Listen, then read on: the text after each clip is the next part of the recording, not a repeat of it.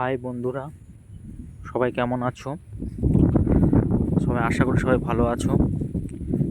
দেখতে পাচ্ছ গঙ্গার জল কেমন উথাল পাথাল করছে।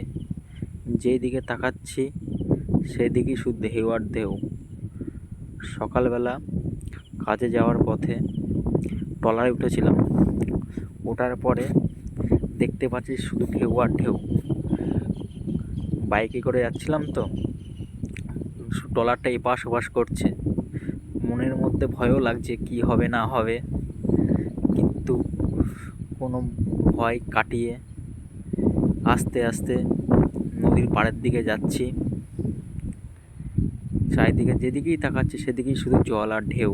সকালবেলায় ঝড় টাইপের শুরু হয়েছিল, তারপর আস্তে আস্তে ঝড়টা চলে গেছে, কোনো অসুবিধা হয়নি।